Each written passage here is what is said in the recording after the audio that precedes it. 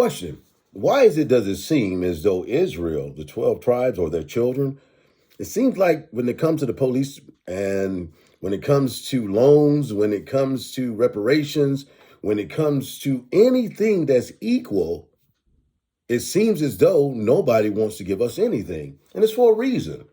And one of the main reasons I'm going to read, because the seed, which means sperm, race, progenitor, nation, and that comes through the male, has always been a threat when it comes to Israel. I'm going to read a couple of precepts, and I'm going to read these and I'll expound a little bit later. I'm going to read Revelation 12, and I'm going to start with verse 1.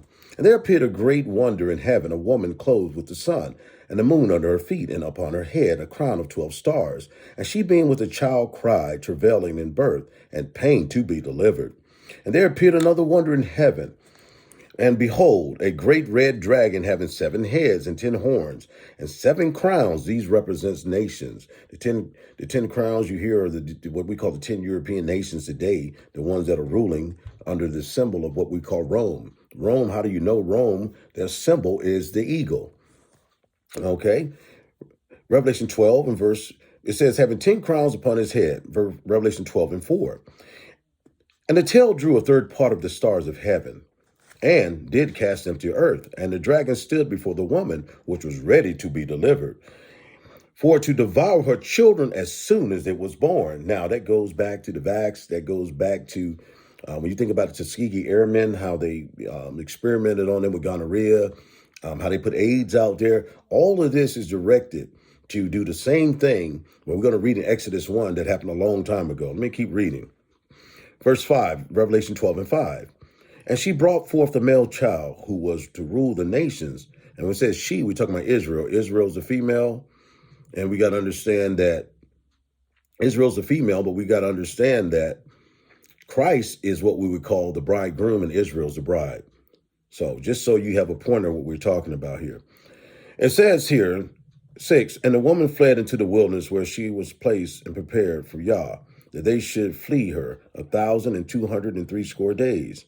Verse 7, and there was war in heaven. Michael and his angels fought against the dragon, and the dragon fought against his angel, and prevailed not, neither was there a place found any more in heaven. And the great dragon was cast out, that old serpent called the devil, or Satan, which deceived the whole world. And right now, the whole world has been deceived by the devil, that he doesn't exist. It says the whole world, he was cast into the earth, and his angels was cast out with him. Revelation 12 and 10. And I heard a loud voice saying in heaven, now comes Yeshua, or salvation, and the strength of the kingdom of Yah, and the power of Hamashiach. For the accuser of our brethren, because they are related, is cast down, which accused them before Yah day and night. Verse 11. And they overcame him by the blood of the Lamb. You get that? You overcome the devil by the blood of the Lamb. You call on Yeshua, the Holy Spirit, and you pray, come out of sin, and you can overcome all of this. It says, and they overcame him by the blood of the Lamb, and by the word of their testimony, and they love not their lives unto death, because once you follow Christ, you don't have no fear of death. Therefore rejoice, ye heavens, and ye that dwell in them. Woe unto the inhabitants of the earth and of the sea, for the devil is come down unto you having a great wrath, because he knows that he has but what? A short time.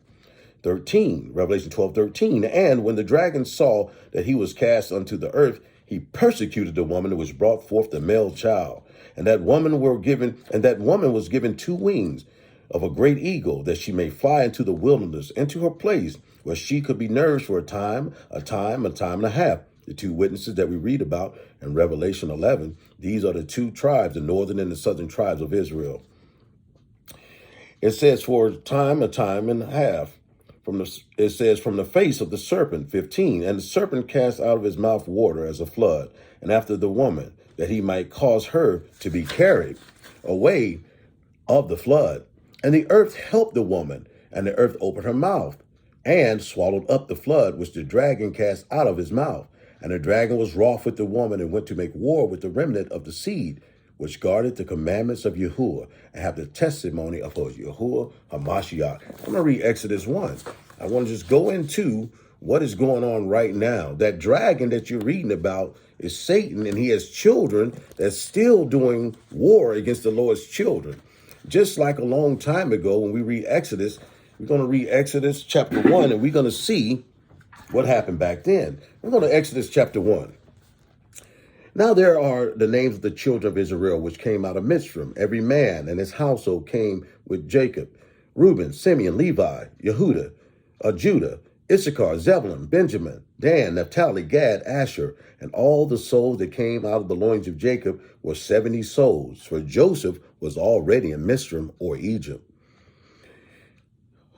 And Joseph died, and all his brethren, and all the generation. Exodus chapter 1, verse 7. And the children of Israel were fruitful and increased abundantly, and multiplied, and waxed exceedingly mighty, and the land was filled with them. Now there rose up a new king of Mitzrayim, that which knew not Joseph, and said unto his people, Behold, the people of the children of Israel are more and mightier than we.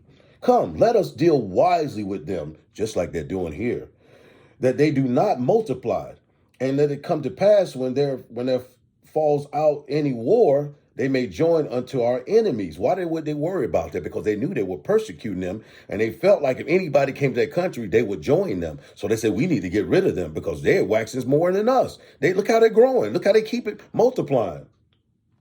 Verse 11, therefore did they set over them taskmasters to afflict them with their burdens. And they built Pathros. They built Pharaoh's treasure cities, Pathros and Ramses. But the more they afflicted them, the more they multiplied and grew. And they were grieved because of the children of Israel. And that's what's going on in America right now, folks. 13, this is Exodus 1 and 13. And the Mitzrayim, or Egypt, made the children of Israel to serve with rigor. Verse 14, and they made their lives bitter with hard bondage and mortar and brick and all manner of service of the field, and all service wherein they made them serve with rigorous work.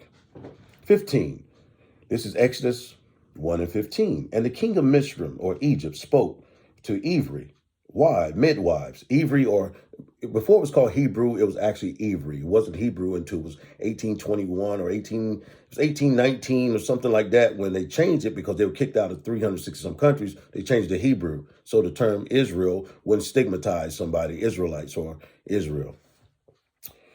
16, this is Exodus 1 and 16. And he said, when do you do the office? It says, when you do the office of a maid, this is what he's telling the midwives. When you do the office of a midwife of the Ivrites, or the Ivrites, women, or Hebrew, and see them upon the stools, if a son be, then you shall kill him. But if it be a daughter, you shall leave her alive. 17, but the midwives feared the Most High, and did not do as the king of Mitzrayim or Egypt had commanded them, but saved the children alive. And the king of Mitzrayim called the midwives and said unto them, why do you do these things? And that you have saved these men, children alive. Why are you saving these males? We need to kill them. And the midwives said unto the Pharaoh, because the Evrite women, or the Hebrew women, are not as the women of Egypt, for they are lively and are delivered, and they are lively and are delivered error, and the midwives came unto them. Therefore Elohim dealt well with the midwives, and the people multiplied and waxed very mighty. 21, and it came to pass, because of the midwives feared the Lord, or Elohim, that he made them houses. So the Lord rewarded them with homes. And the Pharaoh charged all his people, saying, every son that is born shall be cast into the river, and every daughter shall be saved.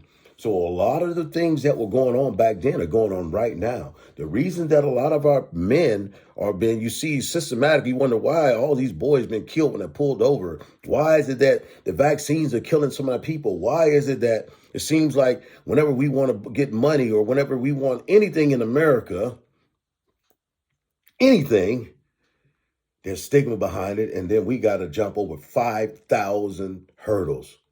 It's because just like then, it's just like now. The males, which means sperm, which is seed, sperm, race, progenitor, nation. They're trying to cut off the nation of Israel, but they know not the Lord's ways. They know none of his thoughts, and all those things they're trying to do will not prevail. Many are called, but few are chosen.